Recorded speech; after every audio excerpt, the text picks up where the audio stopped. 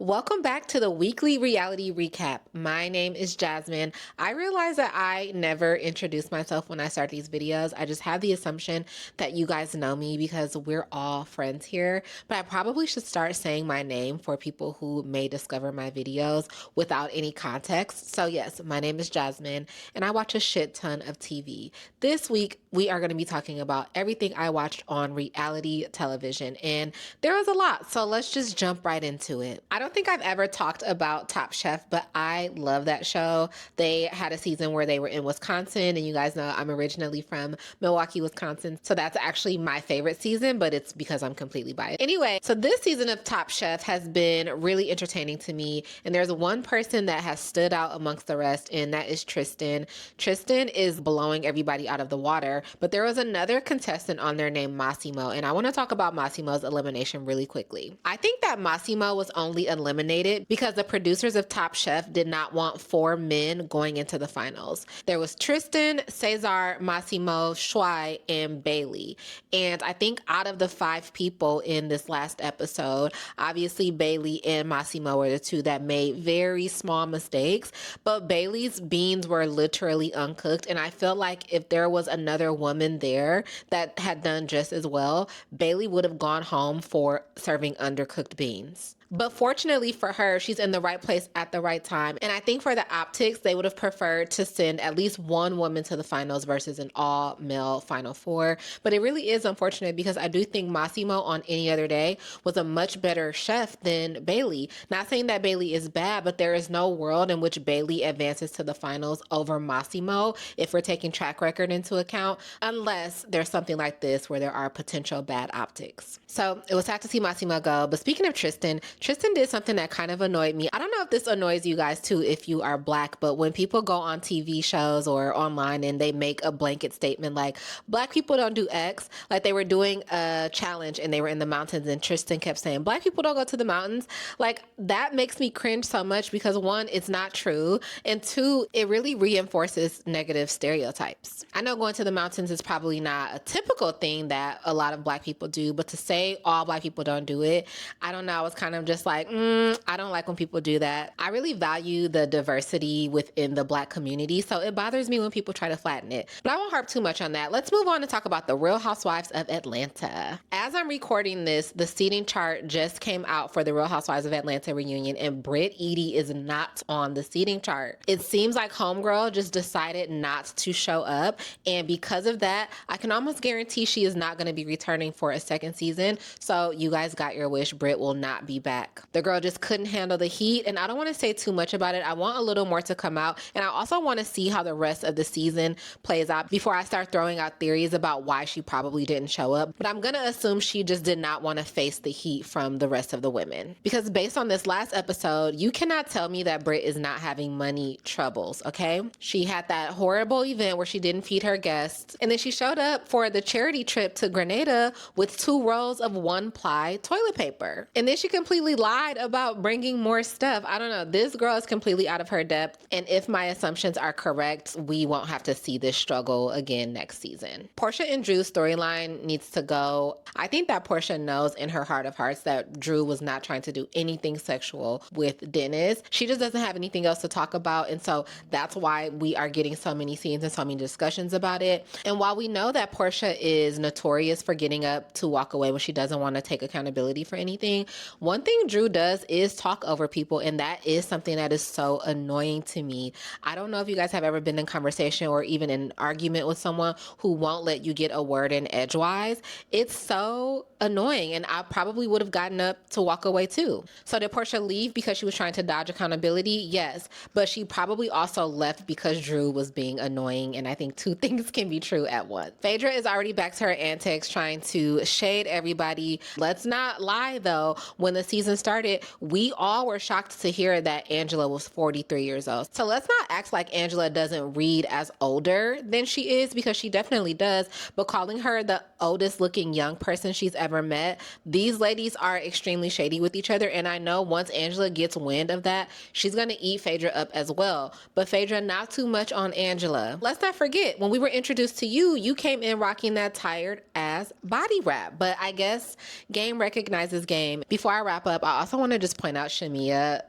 Let me tell you something, sweetie. Whenever you travel, you should travel with an extra pair of underwear in your carry-on. You knew to travel with a couple of outfits. Why didn't you think to put a few pairs of panties in that carry-on as well? Because if you had, you wouldn't have been asked out when your luggage were stuck in Atlanta and you were all the way in Grenada. So in the future, put some extra panties in your purse. Also, Kelly confused me a little bit at the table when she said that Drew had a problem with everyone except Cynthia, because I couldn't recall what the beef would have been between Kelly and Drew, between Britt and Drew.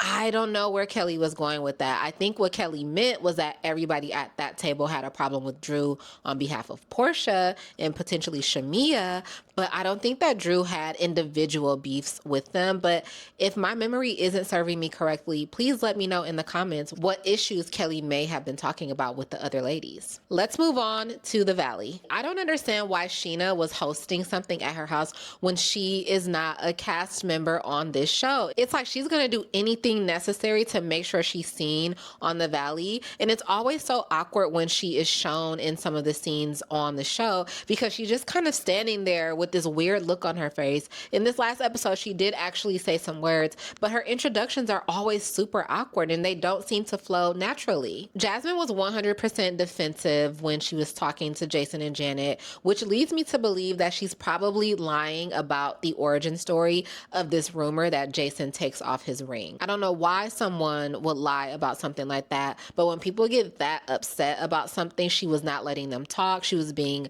very defensive, very mean to Jason, who's supposed to be somebody that she's really close with.